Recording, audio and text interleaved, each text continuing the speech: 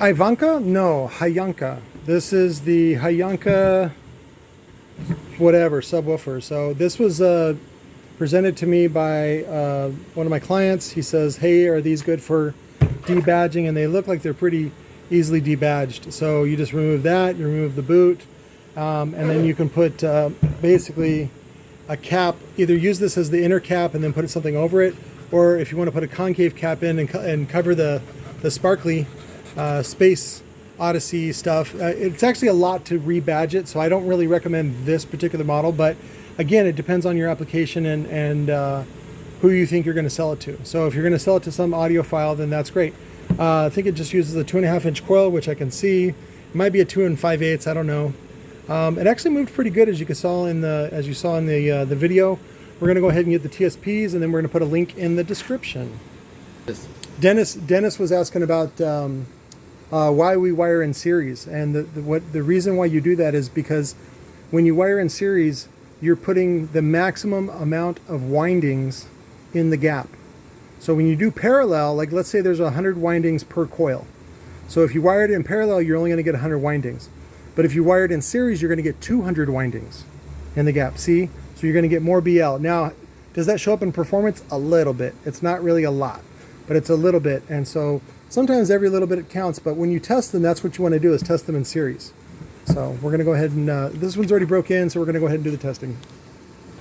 And there you go, the Hyanka 12-inch. I'll give you the exact model number. Let me see if I can get, Dennis, will you unplug those real quick? So we'll do the specs. In series, it ends up being a DCR of almost 7 ohms. So it's probably 3.5 per coil. FS, even after break-in, is only 35 hertz. And then the QTS is real low, 0.5. You can see that from having a really big peak. And then go ahead and flip it over, lay it down for me, so we can get the back of it. This one is, of course, dual 4. And then this is the BSF-12-4. It's a pretty good middle of the road, probably a 650, 100-watt woofer. Not quite like, it's definitely better than something from Kicker. I would say it's about equal to a CVR. Probably actually, no, better than that. If there's something between a CVR and a CVX, this is almost a CVX. I'll say that.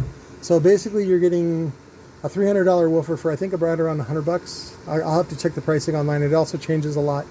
But again, a pretty good all-around basic woofer, especially for the money. You know, some people get turned off when they see a brand they don't recognize, and so just cover it up. There you go, and then you don't recognize the brand, and then it's got the red stitching and all that stuff, and it's a really good woofer. Again, having a low QTS, or rather I should say a 0.5, that makes it good for either sealed or ported. And my recommendation is right around 1.5, because that's the VAS, that's about what it should be. And it's not going to get any lower than about 34 hertz, 35 hertz. So it's a good middle of the road woofer for either sealed or ported. It's got a cast frame, and it should do pretty well. Basically like a Type R. That's about what it is, or a P3. That's what it is. So which you're getting it for half price off of Amazon. So look for the link in the description, and you can go see it yourself. They may or may be in stock, or may not be in stock. I don't know. This almost seemed like it was a brand, I don't want to say bought, but definitely created for Amazon. So they're not, I don't think they're doing any direct sales. I think they're doing all the sales through Amazon.